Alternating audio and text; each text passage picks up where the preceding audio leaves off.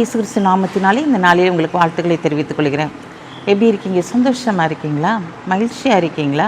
உங்களை சந்திக்கிறதுல மிகுந்த மகிழ்ச்சி அடைகிறேன். பிறந்த நாளை திரும்ப நாளை கொண்டாடுகிற பிள்ளைகளை இயேசுவின் நாமத்தினால் ஆசீர்வதிக்கிறேன். இந்த நாளிலும் நம்முடைய வாழ்க்கையில் அநேக காரியங்களில் நாம் தத்தளிப்போடு கூட காணப்படுகிறோம். இந்த நாட்களில் இந்த காரியம் எப்படி முடியுமோ தெரியலையே, நம்ம ஒன்றுக்கு உதவாதவர்களைப் போல இருக்கிறோமே என்று சொல்லி மனதிற்குள்ளாக பல பதற்றங்கள் காணப்படுகிறது. ஒரு தத்தளிக்கிற ஒரு சூழ்நிலை. ஆண்டவரே, இந்த காரியத்தை நீர் எப்படியாவது எனக்கு செய்து முடிங்கப்பா, இந்த இடத்துலேருந்து எப்படியாவது என்னை தூக்கி விடுங்கப்பா அப்படின்னு சொல்லி நாம் கேட்கிறவர்களாக இருக்கிறோம். இந்த நாளில் ஆண்டவர் உங்களை பார்த்து சொல்கிறாரு, தத்தளிக்கிற உன்னை நான் தூக்கி விடுகிறேன் என்று சொல்லி.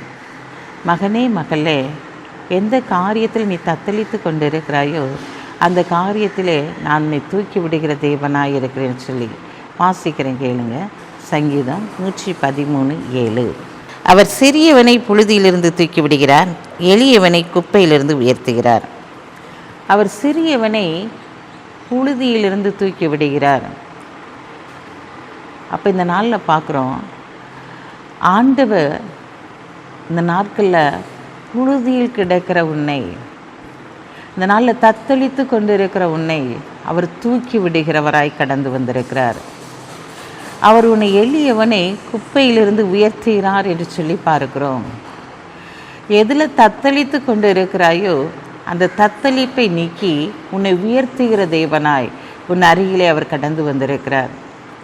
பிரியமான சகோதரனே சகோதரியே, உன்னுடைய வாழ்க்கையில் என்னென்ன காரியத்தில் நீ தத்தளித்து கொண்டு இருக்கிறாயோ, எந்தெந்த காரியத்தில் ஒதுங்கி நிற்கிறாயோ, அவர்கள் என்ன நினைப்பார்கள் என்னை குறித்து என்று சொல்லி நீ சோர்ந்து போய் இருக்கிறாயோ, ஆண்டவர் எனக்கு மாத்திரம் இந்த பாடுகளை ஏன் அனுபவித்தார் என்று சொல்லி நீ கலங்கி தவித்து கொண்டு இருக்கிறாயோ, ஆண்டவர் இந்த நாளில் உன்னுடைய வாழ்க்கையில் இருக்கிற எல்லா தத்தளிப்பையும் மாற்றப் போகிறார். ஏன்னா அவர் தான் உன்னை தூக்கி விடுகிறவராய் இருக்கிறார், அவர் தான் உன்னை உயர்த்துகிறவராய் இருக்கிறார். அந்த தேவாதி தேவன் இந்த நாளிலே உன் அருகிலே கடந்து வந்திருக்கிறார்.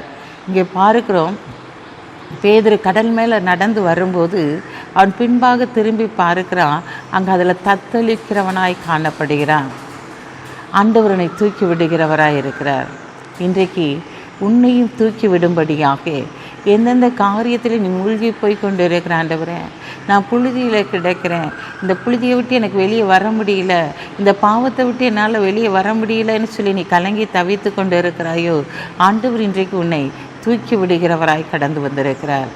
இந்த நாளில் அவர் உன்னை உயர்த்தும்படியாக, உன்னை ஆசீர்வதிக்கும்படியாக, இந்த தத்தளிப்பை மாற்றி போடும்படியாக, உன் பாவங்கள் சாபங்கள் வியாதியிலிருந்து உனக்கு ஒரு விடுதலை கொடுக்கும்படியாக இந்த நாளில் ஆண்டவர் உன்னை உயர்த்தும்படியாய் கடந்து வந்திருக்கிறார். அந்த தெய்வாதி தேவனை நோக்கி பார்த்து கண்களை மூடி ஜெபிப்போம். அன்புள்ள ஆண்டவரே, இந்த நாளுக்காக உமக்கு நன்றி செலுத்துகிற ஆண்டவரே.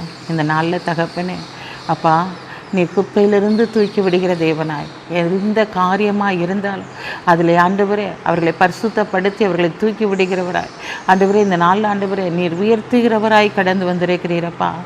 ஆடு மேய்த்த ஆவீதை ஒரு ராஜாவாய் உயர்த்தினது போல இந்த நாளில் உங்களுடைய பிள்ளைகளுடைய வாழ்க்கையில் ஆண்டவரே எதில் குப்பையாக இருக்கிறார்கள் என்று சொல்லி ஒதுக்கி வைத்தார்களோ அந்த ஜனங்கள் மத்தியில் இவர்களை தூக்கி நீர் நிறுத்த போகிற தயவுக்காக உமக்கு நன்றி செலுத்துகிற ஆண்டவரே.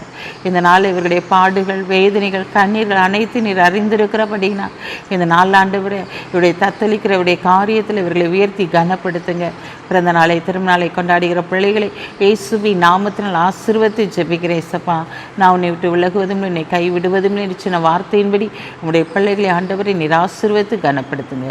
இயேசுவின் நாமத்தில் ஜெபிக்கிற நல்ல பிதாவே, ஆமென்.